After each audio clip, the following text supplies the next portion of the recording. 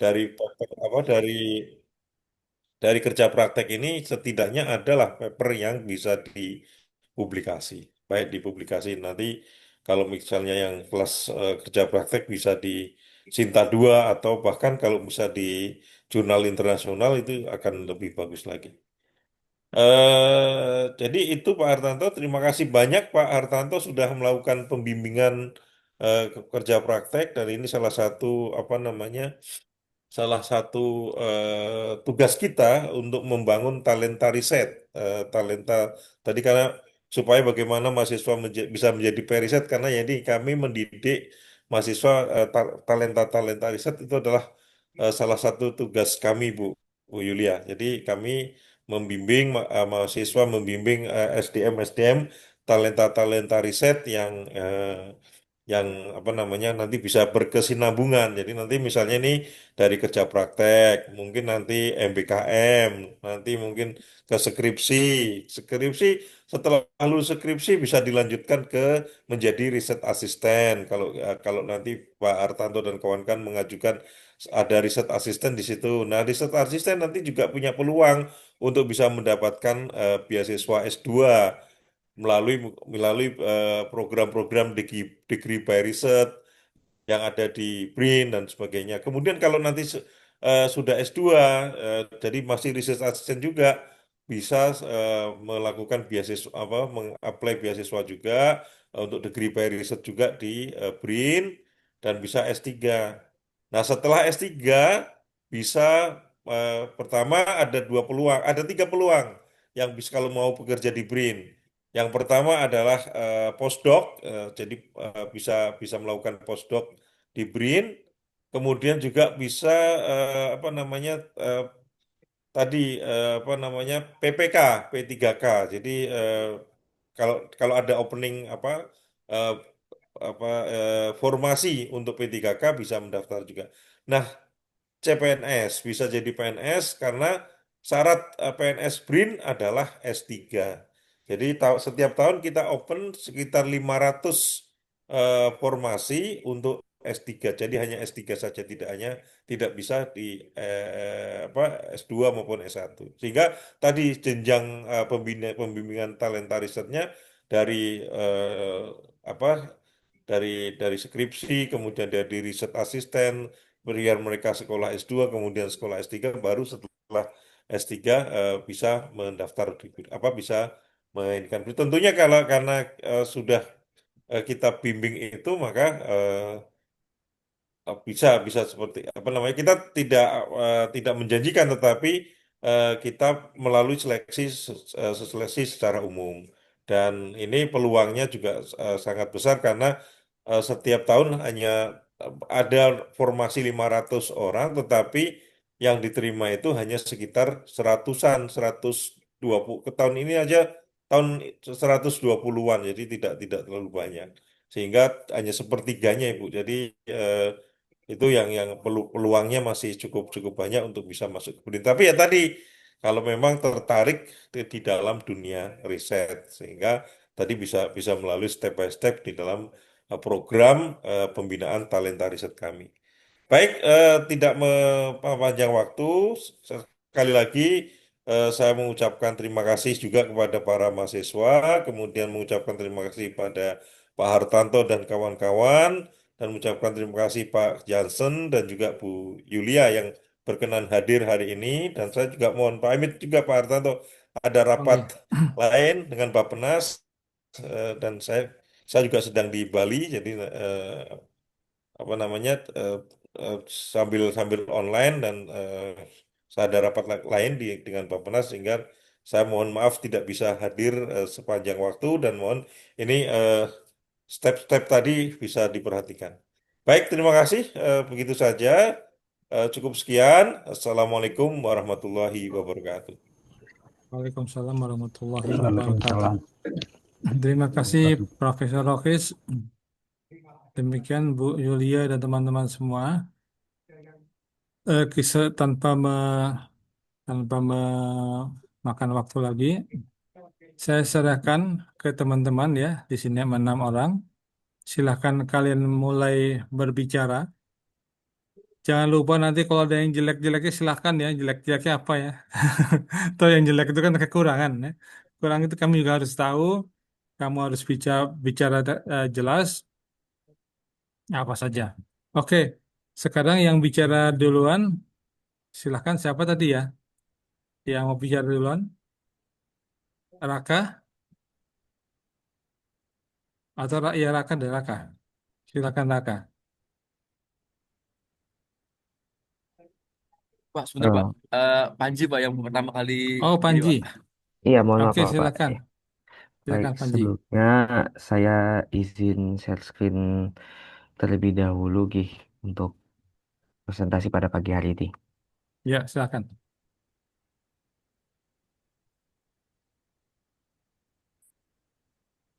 Baik, Bismillahirrahmanirrahim. Assalamualaikum warahmatullahi wabarakatuh.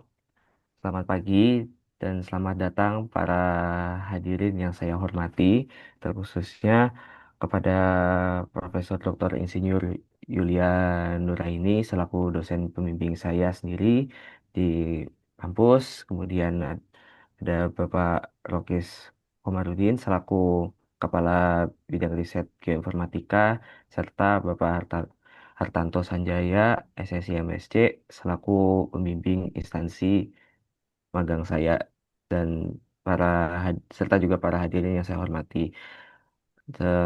Sebelumnya presentasi dimulai, alangkah baiknya saya tak kenal maka tak sayang. Perkenalkan, nama saya Emil Dimas Panjainugraha. Saya selaku mahasiswa yang magang di BRIN di Kepala Riset Geoinformatika yang sekarang di semester 7 dan saya berasal dari Kota Samarinda, angkatan 2022 di minat manajemen sumber daya lahan. Yang pertama, yang presentasi akan saya bawakan yaitu terkait kegiatan magang apa yang saya dapatkan dan hal-hal apa yang bisa saya sharing selama kegiatan magang berlangsung kurang lebih selama hampir 3 bulan ini. Yaitu pertama ada pengenalan lingkungan magang kerja serta pengarahan rencana dalam kegiatan magang kerja untuk selama satu periode. Kemudian di kami juga diajarkan tentang pengenalan riset tentang penginderaan jauh ini sendiri melalui berbagai artikel serta juga tindakan secara di teknisan di lapangan. Yang ketiga, ini terkhususnya dari pembimbing saya sendiri di instansi yaitu Bapak Hartanto Sanjaya mengenalkan tentang namanya spektroradiometer untuk sebagai alat perekaman dalam penginderaan jauh itu sendiri. Yang saat ini beliau sedang concern terhadap keilmuan di wahana spektroradiometer. Lalu yang keempat ada webinar Prides, itu membahas tentang bagaimana kajian dan tata cara penulisan share riset terkhususnya di bidang penginderaan jauh. Ya, lalu juga ada pengenalan cara penggunaan SPAD atau disebut Soil Plant Analysis Development. Di sini bertujuan untuk mendeteksi kadar klorofil secara non-destruktif pada daun tanaman. Lalu ada juga forum group discussion terkait dari geoinformatika untuk pengupayaan swasembada pangan. Terus juga ada pembelajaran tentang teknik pengendalian jauh dengan menggunakan Google Earth Engine. Dan yang terakhir ada latihan presentasi dan juga ada kegiatan presentasi dan kajian bersama pembimbing kami di instansi. Kemudian setelah 3 bulan saya magang di sini, ada topik yang muncul dari ide saya yaitu berjudul pemetaan terhadap kadar klorofil pada daun teh, katalis sintesis dengan analisis perbandingan menggunakan indeks vegetasi Greenleaf Index atau disingkat GLI dan juga ada dan Soil Plant Analysis Development SPAD meter yang berlokasi di Gunung Mas, Cisarua, Kabupaten Bogor. Mengapa saya mengangkat judul topik ini? Yaitu dikarenakan adanya terjadinya penurunan produksi tanaman teh di Indonesia selama kurang lebih 1 dekade terakhir dari tahun 2013 hingga 2023 sebesar 19,91%. Hal ini dipengaruhi berbagai faktor, salah satunya adalah penurunan kualitas dari pucuk daun teh, yang dimana kualitas pucuk daun teh ini sendiri, faktor kualitas tersebut berasal dari senyawa bioaktif, yaitu salah satunya dari klorofil, serta untuk pengupayaan peningkatan dan juga mempertahankan kualitas dari kualitas pucuk daun teh sendiri terhadap kadar hijau daun itu masih dalam pemantauan yang kurang efektif atau bisa disebut juga secara konservatif, hingga ini memungkinkan adanya penurunan efisiensi kerja. Oleh karena itu perlunya pertanian presisi diimplementasikan dalam perkebunan kebun teh. Lalu berikutnya ada tujuan dan manfaat dari penelitian di instansi magang saya di sendiri, yaitu yang pertama ada tujuannya sendiri terkait pemahaman secara sebaran klorofil dengan menggunakan indeks vegetasi Green Leaf Index, serta juga membandingkan secara non-destruktif terhadap kadar klorofil menggunakan soil plant analysis development. Lalu dari tujuan tersebut tentu ada manfaat yang diharapkan dari output paper dan serta laporan magang saya ini sendiri itu adalah mampu melakukan dan juga memanfaatkan riset penelitian jauh untuk mengetahui berbagai parameter yang diperlukan agar bisa mendapatkan hasil pemetaan yang presisi atau juga bisa outputnya pertanian presisi yang lebih inovatif. Kemudian terkait dari metodologi, waktu dan tempat ada dua lokasi. Untuk lokasi pengamatan saya sendiri itu dilakukan di lahan perkebunan kebun teh milik PT Perkebunan Nusantara 1 Regional 2 yang tepatnya di lokasi Cisarua, Kabupaten Bogor. Pengamatan di lapangan ini dilakukan bertepatan pada tanggal 15 Juli tahun 2025 hingga selesai. Terus kemudian disambung juga kegiatan riset ini dilaksanakan di tempat lokasi kerja saya, yaitu di Pusat Riset Geoinformatika di Badan Riset Inovasi Nasional di kawasan Sains Teknologi Soekarno di Cibinong, Kabupaten Bogor. Kemudian terkait dari metodologi ini sendiri tak luput dari adanya alat dan bahan yang saya gunakan, yaitu ada soil plant analysis development. Di sini berguna untuk mendeteksi kadar klorofil secara non-destruktif terhadap helai daun teh. Terus ada laptop digunakan untuk sebagai processing pengolahan data. Avenza Map itu digunakan untuk sebagai penentuan titik koordinat dalam pengambilan sampel. Terus ada Google Earth Engine, di sini digunakan untuk pengolahan data secara spasialnya. Kemudian untuk Microsoft Excel digunakan untuk pengolahan data secara deskriptifnya dari hasil nilai soil plant analysis development yang didapatkan. Terus kemudian ada bahan yang digunakan, yaitu daun teh itu sendiri, serta ada Citra Sentinel 2A versi rilisan di tahun tangkapan Citra tahun 2025. Kemudian dari metodologi ini sendiri ada pelaksanaan yang harus dilaksanakan, yaitu ada studi literatur. Jadi studi literatur ini sendiri bertujuan untuk pencarian, pengumpulan, serta juga analisis berbagai informasi yang relevan yang telah dipublikasi sebelumnya untuk sebagai perbandingan dari hasil penelitian yang saya lakukan.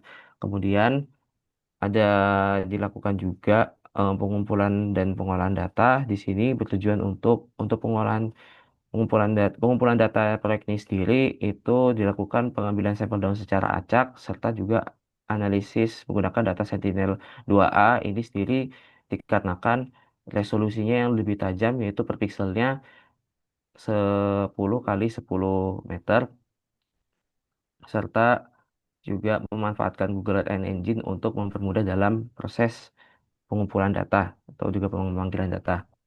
Kemudian dalam pengolahan data ini sendiri juga dilakukan ada analisis deskriptif itu sendiri, yaitu mendeteksi kadar klorofil pada daun teh menggunakan SPAD sendiri ini. Ini di satu helai daun itu ada tiga bagian, ada di bagian pangkal, tengah, dan juga ujung daun. Lalu kemudian dirata-ratakan, dan hasil rata-rata tersebut itu merupakan cerminan dari satu sampel daun untuk nilai klorofil di daun teh. Terus kemudian untuk secara pengolahan data secara spasialnya ini saya menggunakan su- supervised image classification. Hal ini dikarenakan saya sudah melakukan penelitian di sana dan tahu kondisi aktual secara lanskap dan penggunaan lahan di sana, jadi bisa mempermudah dalam mendeteksi penggunaan lahan yang ada di sekitar tempat lokasi pengambilan sampel. Lalu setelah mendapatkan nilai dari SPAD serta juga melakukan image super classification ini menggunakan GE dengan JavaScript.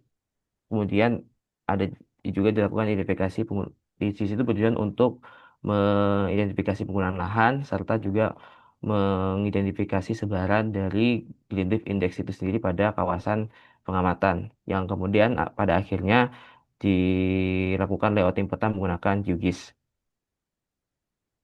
Lalu berdasarkan hasil yang didapatkan untuk persebaran penggunaan lahan di Gunung Mas Cisarua tempat saya penelitian itu ada overall accuracy-nya itu sebesar 90% dengan uji kapanya sebesar 88,1%.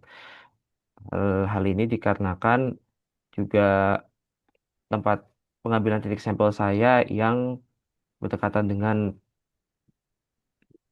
pemukiman, ada kemungkinan sedikit ada perbedaan dengan nilai SPAD dengan nilai GLI yang muncul. Lalu berikutnya ada hasil dari sebaran Greenleaf Index di kawasan Gunung Mas ini sendiri, yang dimana sebaran terhadap indeks vegetasi ini menunjukkan nilai yang kurang signifikan. Hal ini dikarenakan penurunan indeks vegetasi ini sangat dipengaruhi oleh tutupan lahan. Meskipun penggunaan lahannya itu masih dalam kawasan perkebunan teh, namun karena deteksi tutupan lahan yang kurang jelas dalam pembacaan citra satelit dari Sentinel-2A ini sangat mungkin sangat terjadinya adanya nilai yang kurang signifikan serta juga pengambilan sampel pada saat itu cukup terbatas karena ada kawasan di area yang saya potongan klip ini tuh tidak bisa didatangin untuk pengambilan sampelnya. Maka dari itu juga perlunya memperhatikan luas pengambilan untuk penugasan sebaran indeks vegetasi. Lalu kesimpulan dari penelitian di tempat instansi magang saya sendiri ini adalah pemetaan spasial menggunakan kedua perbandingan ini juga memungkinkan bisa mencerminkan distribusi terkait Greenleaf Index itu terhadap kadar klorofil di perkebunan teh. Namun perlunya ada pengamatan beberapa parameter seperti salah satunya adalah keragaman dari indeks vegetasi dengan memanfaatkan citra atau jika luasannya tidak seluas yang saya gunakan, bisa menggunakan UAV atau pesawat tanpa awak agar mendapatkan hasil yang lebih spesifik.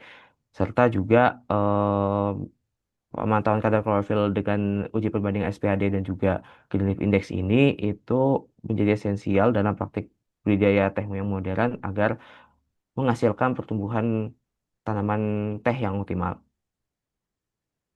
Lalu setelah saya sudah melakukan riset dan juga magang yang saya lakukan, ada harapannya bisa saya evaluasi untuk saya dan juga rekan-rekan serta pembimbing saya di instansi BRIN, yaitu mungkin perlunya kami sering-sering berbanyak diskusi dengan pembimbing untuk meningkatkan daya kritis saat eksekusi riset. Terus juga perlunya kita mengetahui terkait kompetensi batasan untuk riset S1, S2, dan S3 itu baik, baik secara eksekusi dan juga parameter-parameter metode-metode apa yang perlu ke- dipahami gap penelitiannya itu. Kemudian untuk secara offline-nya kemarin memang ada sedikit kendala terkait peminjaman ruangan karena menurut saya ada kurang organisir jadi agak kesulitan dalam kita berdiskusi secara efektif serta juga mungkin untuk sesi online kita lebih berbanyak eratkan lagi silaturahim terutama mengkonfirmasi progresan bersama. Baik, mungkin sekian. Ini dasar pusaka yang saya gunakan. Terus sekian terima kasih waktunya saya berikan sesi tanya jawab kepada hadirin yang saya hormati. Saya persilakan. Silakan jika ada pertanyaan, pertanyaan-pertanyaan, Anda silakan. Saya boleh tanya nih. Silakan Bu, silakan. Ya, Oke, silakan Bu, silakan Bu Yulia. Hehe.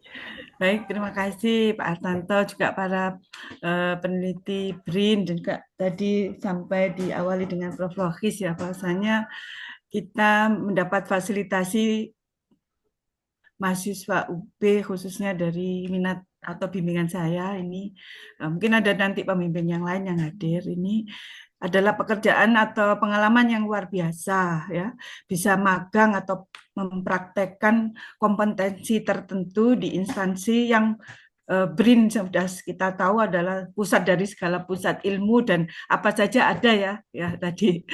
Nah, ini untuk Emir ini mungkin ya bekal sebelum magang itu adalah sedikit Pak. Jadi kita ada mesti sebelum magang semester 6 itu mereka ada mata kuliah pilihan terkait dengan magang yang diambil di BRIN, yaitu di geoinformatika ya. Tadi penggunaan sarana-sarana untuk presisi agriculture tadi mungkin sudah tidak asing tapi kurang dalam Pak. Jadi dan prakteknya mungkin kurang ya. Jadi karena mereka dibatasi waktu. Nah, magang ini adalah kesempatan mahasiswa kita menimba ilmu dan belajar keterampilan dan analisisnya ya. Jadi magang kerja banyak ke bagaimana mengoperasikan atau mempraktekkan suatu pekerjaan, teori atau ilmu yang ada di instansinya. Nah, kebetulan untuk Emir ini tadi kan, nah saya baru kali ini bekerja sama dengan geoinformatika, biasanya dengan biotek. Kebetulan saya dari kalau di pembimbingan itu mahasiswa memilih pembimbing itu labnya biologi, tapi bukan berarti hanya mempelajari makhluk hidup saja atau tanaman hewan yang terkait biologi, tapi bisa kita tarik ke teknologi ya. Teknologi terkini adalah secara efisien menggunakan beberapa sarana satelit, diantaranya tadi bisa melihat penampakan tanaman tanpa mendekat, jadi dengan luasan yang cukup luas tadi di perkebunan teh ya, kita bisa melihat bagaimana Saudara Emir bisa melihat itu tanaman teh itu kalau kekurangan kalau klorofilnya rendah pasti dengan spektrum warna yang ditangkap berbeda akan menimbulkan penampakan atau warna yang berbeda. Itu yang mungkin yang tadinya mungkin belum praktek betul mungkin tadinya hanya lihat dari contoh-contoh di waktu praktikum. Sekarang Saudara Emir bisa mempraktekkan menggunakan alat, terima kasih sudah menggunakan alat-alat canggihnya. Ya, itu ada kesempatan dan luar biasa. Terus kemudian mendapatkan hasil tadi adalah terkait dengan judulnya adalah kadar klorofil ya pada kebun teh ya. Ya. Nah, tadi saya ada hasil yang mungkin saya perlu jelas ya, kurang kurang signifikan, padahal kita tahu signifikansi itu adalah ilmiahnya dari suatu riset ya, dengan taraf berapa kita menaruh signifikansi, apa 5% atau 10%, apa karena overall akurasinya tadi cuma 90,56 itu, dan untuk mencapai tadi kendalanya tadi tadi belum jelas apa karena cuaca atau karena peralatan atau kurang bisa mengoperasikan ya. Beberapa tentunya alat ini juga sudah bisa melihat secara akurasi kan, sudah diutas. Nah, ini mungkin Saudara Emir tadi keterbatasan mungkin keterampilan dan kemampuan mungkin ada tadi menjadi sesuatu pembahasan ya. Kalau bisa menjadi signifikan itu seperti apa tadi kan? Ya, tadi kan banyak ada kurang mungkin waktu yang terbatas mungkin ya. Tadi kan cuma 1 bulan ya Pak ya, dulu itu magang itu 2 bulan apa berapa itu sampai paham betul orang mengoperasikan alat. Dan nah, tapi apapun ini tadi dari magang Saudara Emir di geoinformatika BRIN bisa mendapatkan data ya, data geospasial tentang kadar klorofil. Nah, dengan peta yang tadi sudah tapi tadi mungkin dilengkapi ya Mas Emir ya, tadi petanya itu secara kelengkapannya tadi kan masih belum ada keterangan-keterangannya ya. Ya, nanti melaporkan ya Pak ya, mungkin ya sebelum ujian tadi itu harapannya tidak hanya tadi ini sudah selesai magangnya, tadi masih dipersilahkan bisa dilanjutkan. Pengalaman mahasiswa saya Pak Artanto dan para peneliti BRIN. Kami berterima kasih yang BRIN ini bisa langsung riset sehingga masa studinya bisa kurang dari 4 tahun. Itu adalah prestasi dari tidak hanya sebagai pembimbing tapi juga program studi dan juga dalam kerjasama. Dan itu sudah kita dapatkan dengan kerjasama BRIN. Harapannya mahasiswa-mahasiswa kami itu bisa bisa lanjut ya. Tadi Mas Emir juga apa masih kerasa di Bogor ya. Hmm, Orang Bogor ya. Ya, ya itu sehingga ilmunya tidak nanggung ya tadi dilanjutkan ke betul, Bu. tadi skripsinya. Itu harapan Ya, saya. Terima kasih Pak Artanto dan para peneliti BRIN ya. Eh, itu aja mungkin dari saya. Mungkin tadi Emir ada bisa jawab sebelum kemungkinan terkait dengan kurang signifikansinya tadi dan tingkat akurasinya kenapa masih apa karena 90 itu dan untuk meningkatkannya bagaimana dan penyajian data yang lebih komprehensif tadi datanya kurang lengkap menurut saya ya untuk penyajian peta keterangan petanya dan seterusnya dan seterusnya. Terus band yang dipakai dalam spektrum itu berapa? Terima kasih Pak Artanto dan para peneliti ya, Bu. BRIN. Ya. Silakan Emir. Oke, baik. Terima kasih atas pertanyaannya, Bu Yulia. Di sini saya isi menjawab. Jadi yang dimaksud dari signifikan ini sendiri itu lebih tepatnya karena tutupan lahan dari deteksi Green Leaf Index itu berdekatan dempetan dengan penggunaan lahan pemukiman itu dan serta juga saya mengambil sampelnya juga kurang menyebar rata karena dekat pemukiman itu jadi ada nilai dari perbandingan SPAD dengan nilai dari GLI ini itu tidak punya kesinambungan yang sama gitu Bu untuk hasilnya itu Bu. Jadi dari Ya itu tadi pengambilan untuk meningkatkan mungkin ya saran-sarannya hmm, gimana ya. kemudian untuk terus juga mungkin keterbatasan juga dari pengambilan data yang mungkin saya juga masih banyak belajar juga dan serta mempelajari terkait bagaimana budaya kerja dan juga diksi-diksi yang bisa saya gunakan untuk sebagai periset ke depannya itu sih Bu. Yang perlu saya matangkan lagi ke depannya. Ya sama petanya tadi kan ada warna-warna beda itu harus ada ketentu rendah, sedang, tinggi atau kadar ya itu tadi belum ada keterangan. Ya. Oh ya baik Bu.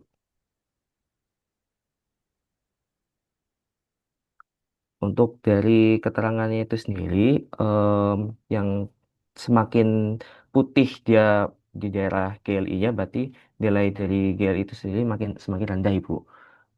Jadi warnanya dari putih hingga ke hijau. Jadi semakin hijau, gelap, maka dia nilai GLI-nya akan juga semakin tinggi, Ibu.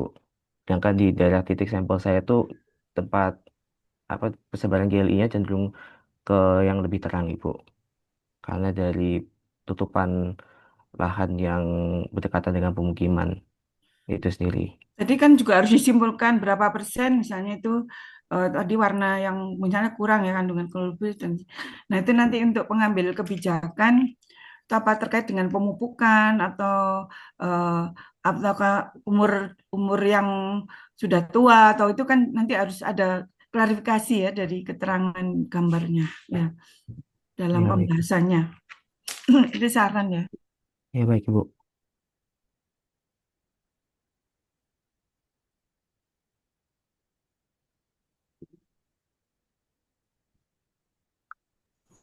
Itu nggih Pak Ya, Hartanto mungkin oke. kita menuju hasil makin lengkap itu dengan Iya, apa Bu. tadi Emir masih kurang menurut saya kurang kurang lengkap ya. Jadi tapi mungkin ada data yang belum tampilkan dan Ya, lain-lainnya.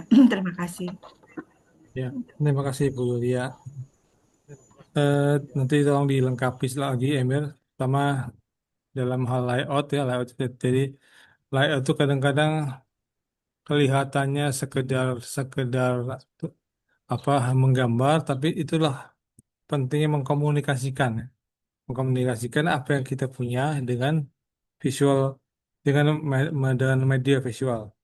Jadi silakan jadi dalam. Oke, berikutnya. Oh, ada Pak Sumargana yang mau nanya sebentar. Ada Pak Sumargana mau tanya sebentar. Silakan Pak Sumargana.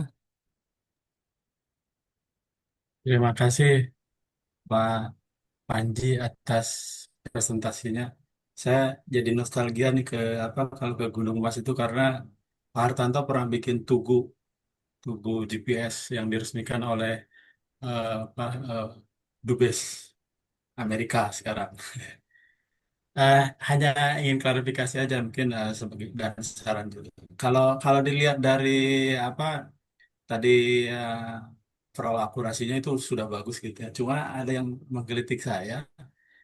Tadi itu kan titik pengambilannya itu di sekitar Kebun Teh gitu ya. Hampir semuanya di sekitar Kebun Teh sebarannya. Tapi hasil klasifikasi di sana ada perumahan dan ada yang lain-lain gitu. Nah, mungkin itu minta penjelasan juga, atau dijelaskan di laporan dan juga mungkin disampaikan bahwa pengambilan titik mungkin di pemukiman ada berapa titik, di kebun teh ada berapa titik segala macam. Sehingga itu akan menambah bahwa ya udah mewakili datanya seperti itu. Dan seperti tadi disampaikan Profesor Yudhya, mungkin ini juga menarik misalnya untuk mendeteksi membeda fenologi gitu Bu ya. Fenologinya seperti apa si tanaman teh itu. Mana teh yang seharusnya sudah layak diganti dengan yang lebih segar gitu. Atau pemupukan. Karena arahannya kan ke arah precision farming. Mungkin itu aja dari saya. Terima kasih. Ya, terima kasih Pak Sumargana. Oke, Ya, mungkin selanjutnya, pembicara selanjutnya. Boleh. Boleh sedikit Pak Hartanto? Oh ya, monggo silakan. Ya, ya terima kasih ya sudah disampaikan seperti itu. Oh ya, Tadi benar. Bu Prof Ida sudah menanyakan juga sebenarnya. Dan saya pikir ini adalah langkah maju ya bahwa eh, kalian bisa melakukan survei ya. Bahwa survei itu memang dipentingkan. Karena itu tidak semua pembimbing melakukan itu. Karena pertama tidak ada dana dari BRIN untuk ini yang survei. Jadi saya nggak tahu bagaimana kalian eh, karena itu perlu biaya ya. Terima kasih Pak Hartanto karena sudah mencoba melakukan itu. Nah, saya kemarin ada juga bimbingan saya dari ITERA Lampung karena dekat di apa di Jakarta Utara ada di sana perumahan pemukiman. Jadi mereka mencoba melihat bagaimana kumuh-kumuh itu yang dikatakan kumuh itu dapat dilihat dari penglihatan seperti itu. Karena dekat saya antar ke sana itu karena ada juga bimbingan saya yang jauh di sana di Ambon sana nggak mungkin saya sendiri kan. Untuk yang akan datang baru dianggarkan kemarin dari pemerintah ada uang makan untuk para yang ikut MBKM. Saya nggak tahu tahun ini, tetapi kemarin Bu Sri Mulyani sudah mengatakan itu akan dilaksanakan. Itu kemudian yang selalu saya ingin lihat sebenarnya, apakah yang kalian lakukan ini ada kaitannya dengan apa ya, yang diinginkan jurusan dari kalian gitu ya.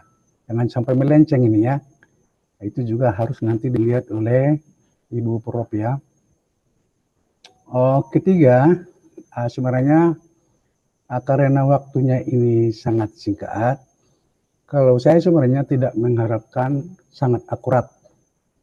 Ya, jadi sering saya katakan kepada mereka di awal, yang penting kalian tahu menggunakan data pengendalian jauh ini untuk tujuan seperti apa data itu, kemudian metodologi apa yang dipakai, kemudian hasilnya seperti apa. Akurasi nomor 2 kira-kira seperti itu, Bu. Tetapi karena saya menganggap ini semacam kick off lah ya, pendahuluan untuk riset. Karena misalnya kalau sudah riset, misalnya tugas akhir ya, itu harus teliti baru sampai ke misalnya berapa sih signifikannya itu ya, ketelitiannya berapa. Kira-kira itu yang mau saya sampaikan. Saya pikir sudah bagus ya apa yang kalian lakukan ini. Demikian. Baik, Pak Johnson.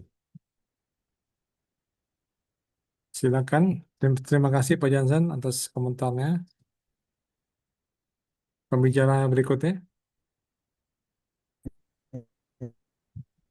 hanya Dari hanya Rangga, silakan Rangga. ya izin untuk share screen ya Bapak. Oh iya, silakan. Eh, Baik, sebelumnya saya izin tutup terlebih dahulu. Baik, Oh iya, sekian terima kasih atas masukan dan sarannya. Kurang lebihnya mohon maaf. Wabillahi taufiq walhidayah. Wassalamualaikum warahmatullahi wabarakatuh. Saya Waalaikumsalam. berikan kepada Saudara Langga untuk presentator berikutnya.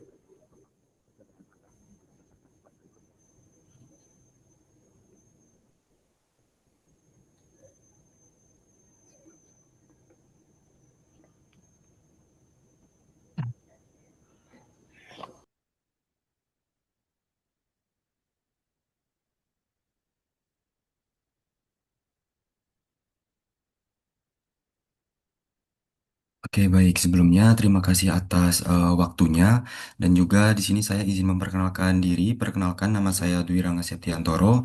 Sama seperti tadi Panji, saya merupakan mahasiswa dari Ilmu Tanah atau Manajemen Sumber Daya Lahan, Fakultas Pertanian Universitas Brawijaya. Dan di sini saya izin untuk mempresentasikan mengenai kegiatan magang yang telah saya lakukan dan juga untuk topik ataupun eh, hal yang nantinya akan saya tulis di paper saya.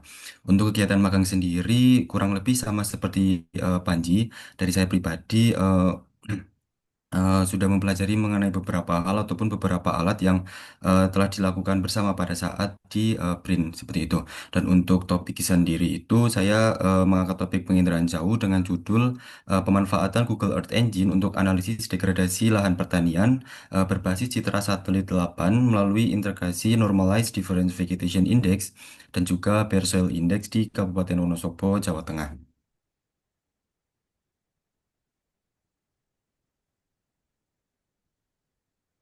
Baik, mungkin izin juga untuk menjelaskan mengenai latar belakang diangkatnya judul tersebut dari tempat dulu, yaitu dari kota Wonosobo ini merupakan kota kelahiran saya, Bapak, dan juga berdasarkan sepengetahuan saya dan juga hasil beberapa research saya mengenai Kabupaten Wonosobo ini itu merupakan daerah pertanian yang di mana daerah tersebut ini itu mementingkan pertanian untuk ekonomi dan juga pangannya.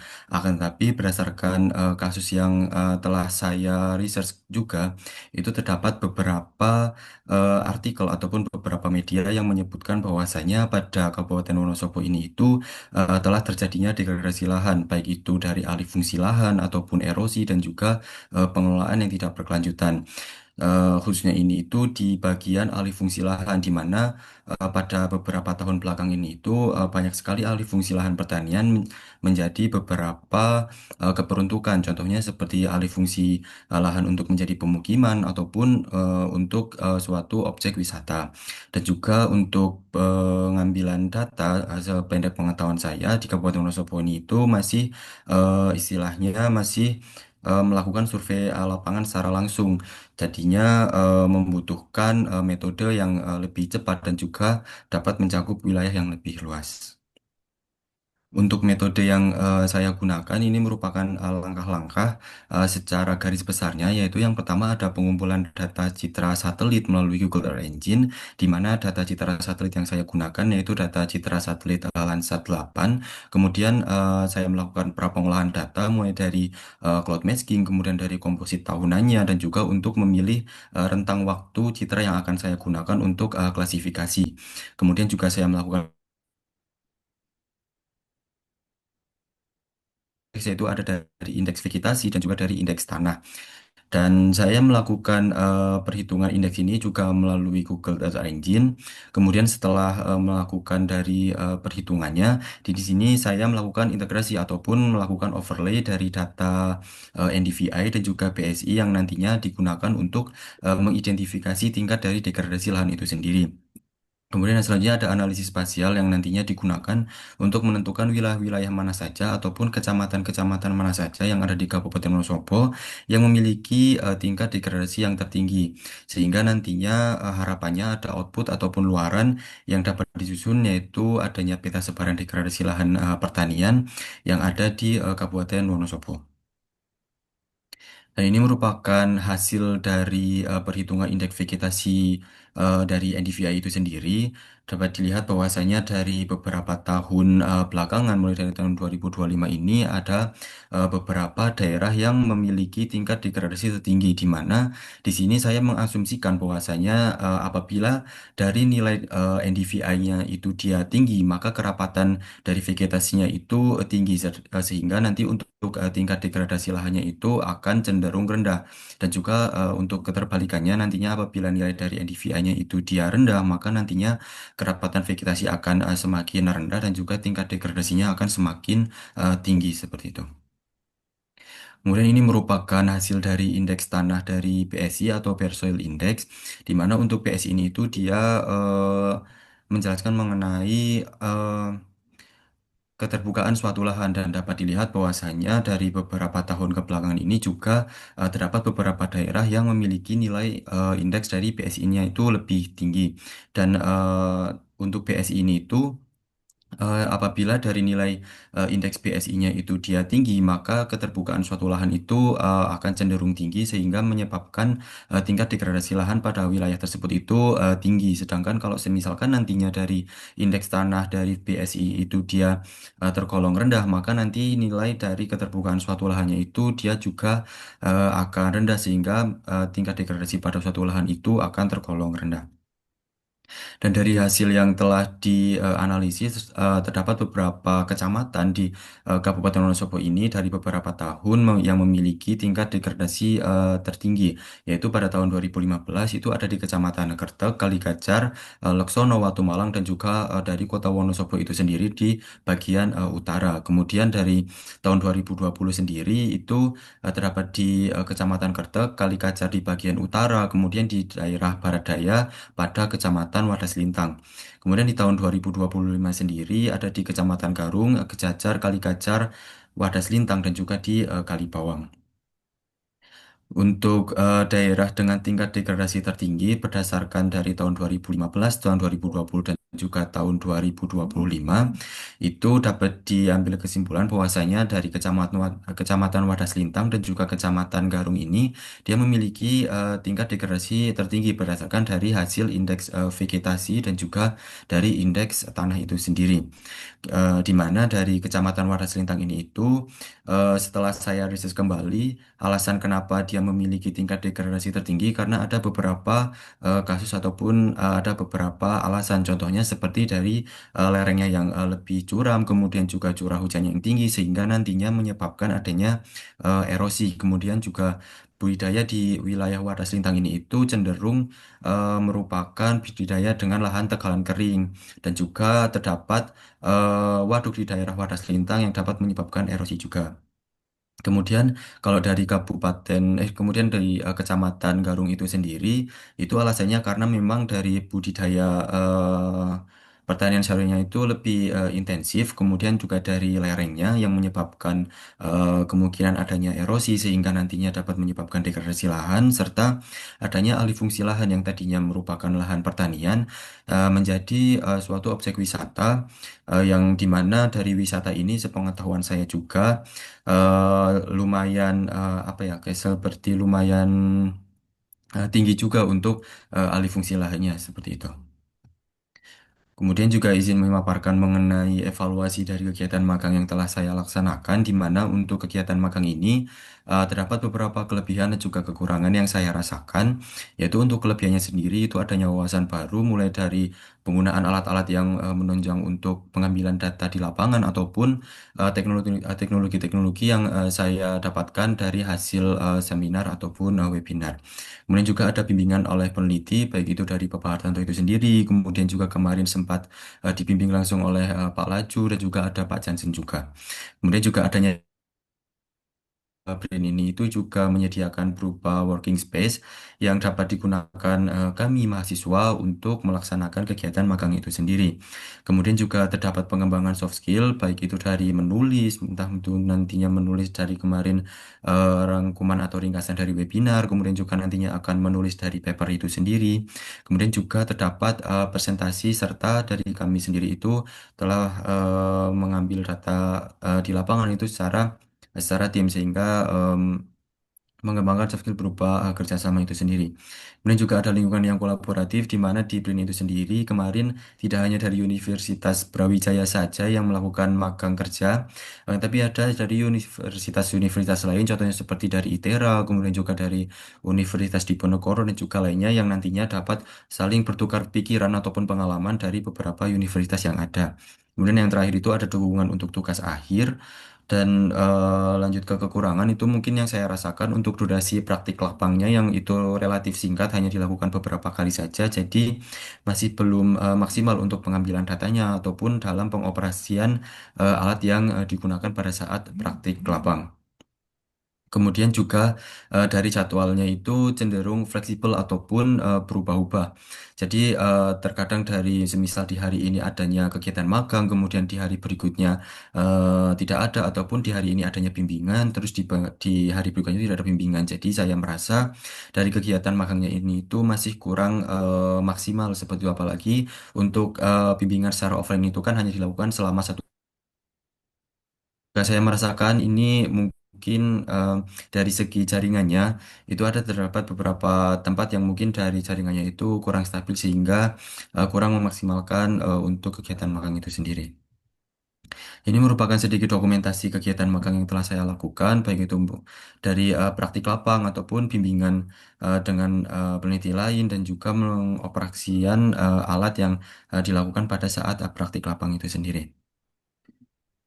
Baik, mungkin sekian presentasi dari saya. Kurang lebihnya mohon maaf. Apabila ada saran dipersilahkan ataupun ada pertanyaan juga saya persilahkan. Seperti itu. Terima kasih. Terima kasih Rangga. Silakan Bapak Ibu, jika ada pertanyaan, silakan.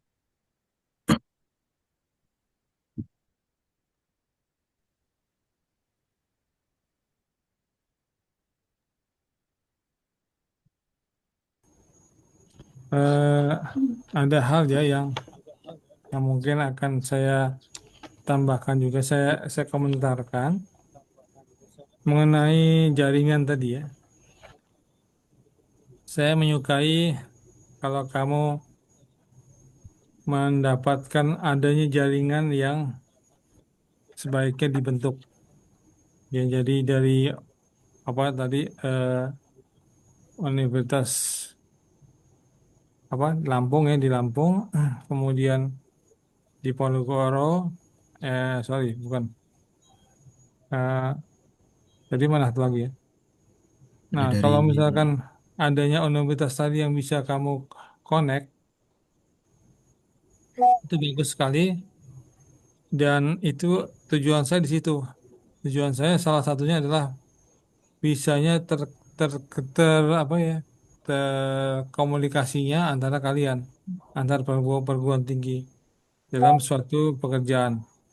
Jadi kalaupun ini tidak sama-sama melakukan, saya mungkin ada satu atau dua hal yang bisa kalian lakukan bersama. Itu bagus sekali. Silakan yang lain, pertanyaan atau komentator, silakan Pak Jansen. Oh ya Pak, ya Rangga tadi ya? Siapa yang bicara tadi? Iya, Bapak. Tadi Rangga. Ya, ya, ya di Wonosobo ya, tentang apa tadi?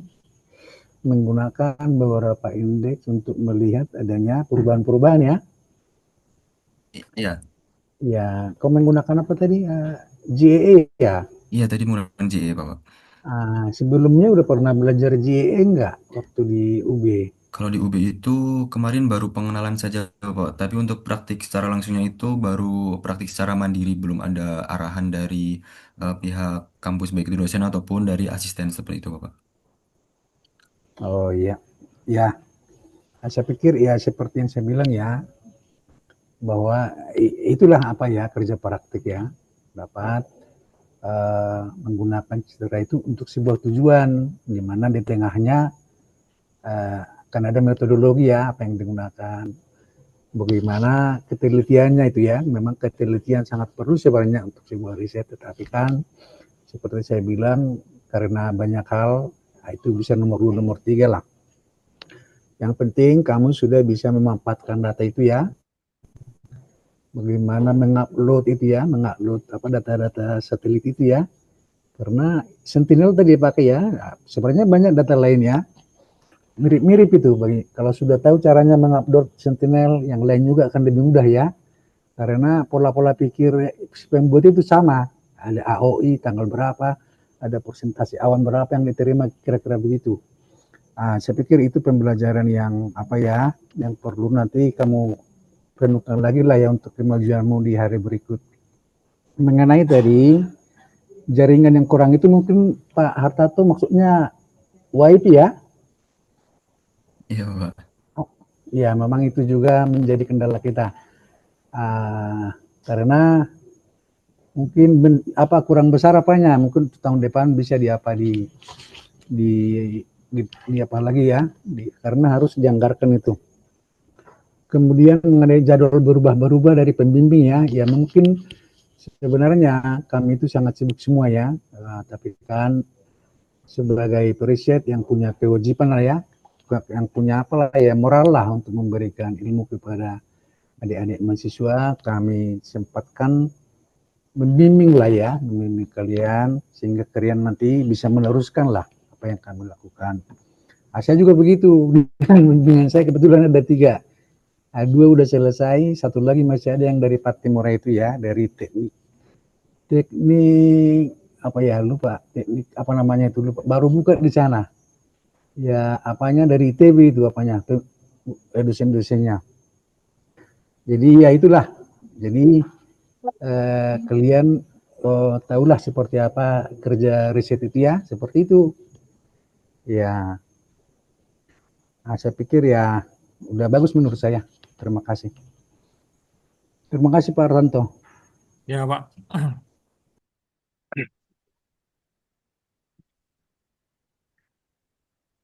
Terima kasih Rangga presentasinya. Lanjut kepada yang lain, silakan. Ini sebelumnya mungkin izin menutup presentasi terlebih dahulu ya, Pak. Mungkin terima kasih atas perhatiannya. Saya alihkan ke rekan-rekan yang lain. Terima kasih. Terima kasih. Siapa berikutnya?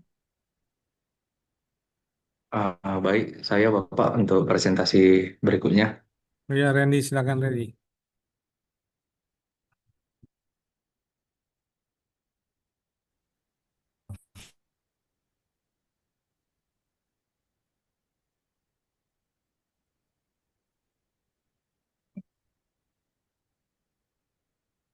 Baiklah, apa suara saya terdengar, Bapak?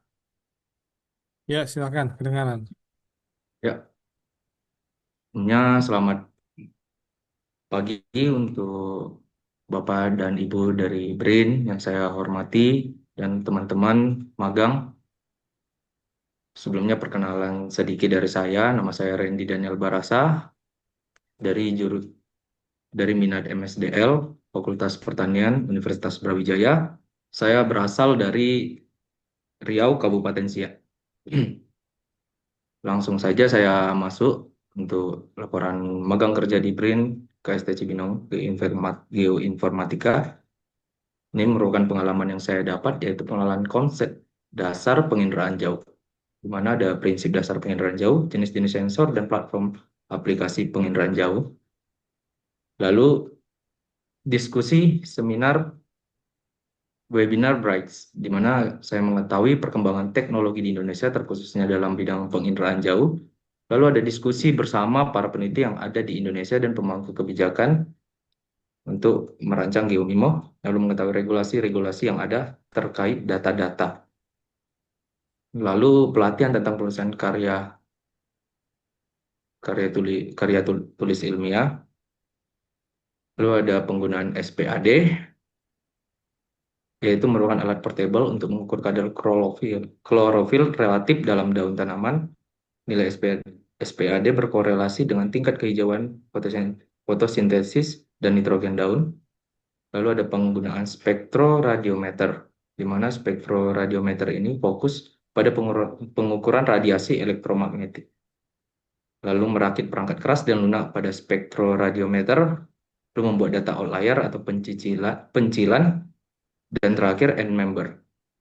Lalu pengenalan dan pengolahan citra satelit, di mana saya mengetahui dan mulai mempraktikkan sendiri tentang Google Earth Engine untuk melakukan analisis citra satelit secara online. Lalu ada QGIS, perangkat lunak open source untuk pengolahan data geospasial. Lalu saya masuk ke paper saya, analisis perubahan lahan pertanian di Kota Malang berbasis SIG menggunakan citra Landsat 8. Untuk pendahuluannya, urbanisasi menyebabkan perubahan penggunaan lahan yang signifikan, terutama di Kota Malang, di mana Kota Malang sendiri merupakan kota bagi kota pelajar. Substitusi masuknya mahasiswa baru dengan keluarnya mahasiswa lama tidak seimbang, sehingga meningkatkan kepadatan penduduk di Kota Malang. Lalu perubahan lahan pertanian menjadi lahan non-pertanian, bisa perumahan ataupun infrastruktur. Lalu untuk tujuan penelitian saya, mengidentifikasi dan menganalisis pola perubahan penggunaan lahan pertanian ini di Kota Malang pada tahun 2015, 2020, dan 2025. Mengetahui faktor-faktor yang mendorong terjadinya alih fungsi lahan pertanian di wilayah tersebut, dan yang terakhir memanfaatkan penginderaan jauh dalam melihat tren perubahan penggunaan lahan pertanian. Lalu di sini masuk ke metodologi saya, akuisisi dan analisis data, di mana saya menggunakan citra Landsat 8. Untuk yang pertama itu input citra Landsat 8 dan batas wilayah Kota Malang. Lalu ada pre-processing data, lalu ada data training preparation, lalu supervised classification, lalu clipping hasil klasifikasi, lalu uji akurasi, lalu change detection analysis, dan yang terakhir pembuatan peta atau layouting. Untuk lokasi pengamatan saya itu ada di Kota Malang, seperti pada gambar tersebut. Nah, ini merupakan peta perubahan penggunaan lahan pada tahun 2015, di mana lahan pertanian itu 3.143 hektar, pemukiman 4.448 hektar, lahan terbangun lain 2.133 hektar, dan vegetasi lain 1.279 hektar. Untuk overall akurasinya saya mendapatkan 0,8, untuk kapah 0,74, saya menggunakan training sampelnya 200 titik, lalu validasi sampel 100 titik, di mana saya validasi sampelnya menggunakan Google Earth Pro. Saya tinggal atur waktunya di tahun 2015. Lalu untuk waktu pengambilan citranya itu dari bulan 1, tanggal 1 2015 sampai tanggal 31 bulan 12 2015. Lalu ini ada peta perubahan penggunaan lahan pada tahun 2020, di mana lahan pertaniannya menjadi 2.272 hektar, pemukiman 4.360 hektar, lahan terbangun lain 2.263 hektar, vegetasi lain 2.109 hektar. Untuk overall akurasinya saya mendapatkan 0,81, kapanya 0,74. Untuk training sampelnya sama, 200 titik, validasi sampel 100 titik. Di mana saya menggunakan validasi sampelnya menggunakan Google Earth Pro juga. Untuk waktu pengambilan citra dari bulan 1, tanggal 1 2020 sampai tanggal 31 bulan 12 2020.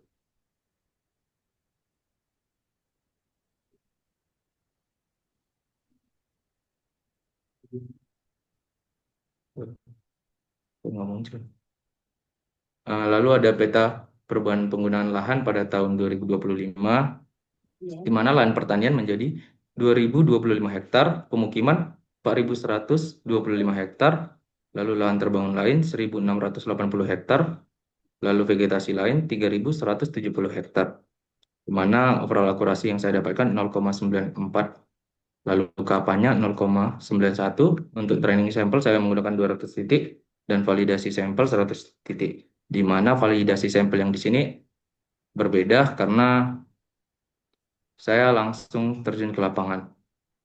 Untuk pengambilan citranya dari tanggal 1 bulan 1 2025 sampai tanggal 1 bulan 9 2025. Lalu masuk ke matriks transisi dari tahun 2015 ke 2020. Di mana lahan pertanian itu di tahun 2015 ada 3.443 hektar. Untuk lahan pertanian yang berubah di tahun 2020 ada sisa tinggal 1.385 hektar, dengan lahan pertanian berubah menjadi pemukiman menjadi 433 hektar, menjadi lahan terbangun 202 hektar, dan vegetasi lain 1.123 hektar. Untuk data berikutnya ada pada tabel ini, dan yang di bawah dalam bentuk persen. Pada matriks, lalu selanjutnya matriks transisi 2020 sampai 2025, di mana total luas lahan pertaniannya ada 2.272 hektar, di mana sisanya ketika di tahun 2025 hanya sisa 880 hektar, lalu yang berubah menjadi pemukiman dari lahan pertanian 56 hektar, dari lahan pertanian ke lahan bangunan terbangun lain 198 hektar, dan vegetasi lain 1.137 hektar. Untuk data yang di bawah merupakan data dalam bentuk persennya. Lalu perubahan luas lahan pertanian dari 2015 sampai 2020, di mana terjadi penurunan yang signifikan. Dari tahun 2015 itu ada 3.143 hektar, pada tahun 2020 turun menjadi 2.272 hektar, di mana terjadi pengurangan 871 hektar atau 27%. Lalu di tahun 2025 sisa 2025 hektar dengan pengurangan luas lahan pertaniannya 246 hektar, dalam bentuk persennya 10,83%. Lalu kesimpulannya yang bisa saya dapatkan, penurunan yang konsisten. Terjadi penurunan luas lahan pertanian yang signifikan dan konsisten dari tahun 2015 hingga 2025.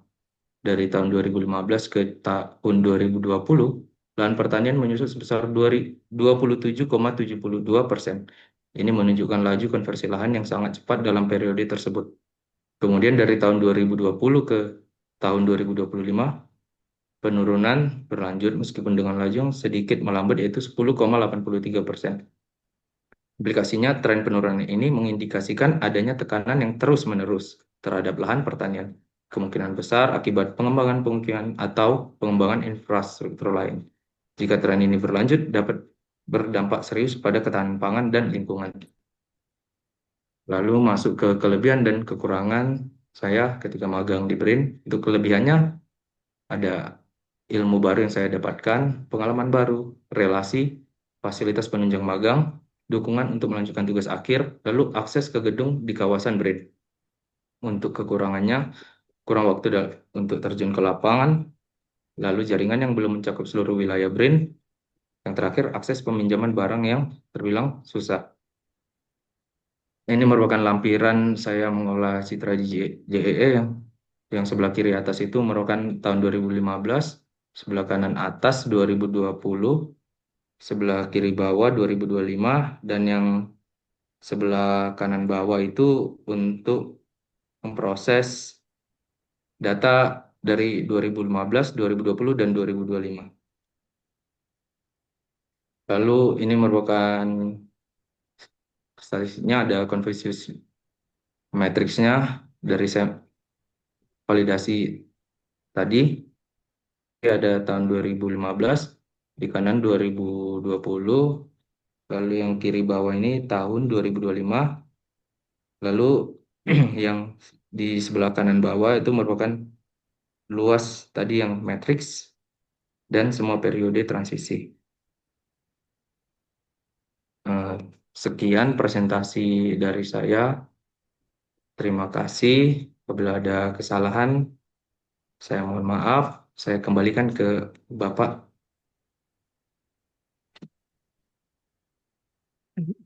Oke, terima kasih Randy. Kalau ada pertanyaan, silakan.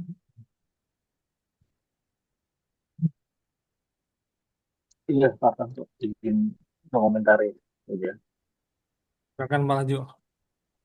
apa bisa didengar? Suaranya nggak kedengeran Pak Laju. Jelas ya, didengar jelas. Dalam ruangan ya. Oh, sorry. Eh, dengar nggak? Jelas nih? Kalau lagi gimana nih? Belum, Kantor? belum dengar. Oh, kurang jelas dari sini. Iya Jadi Pak. itu, Pak. Jadi mungkin ini yang apa yang lain dulu aja nanti saya coba lagi.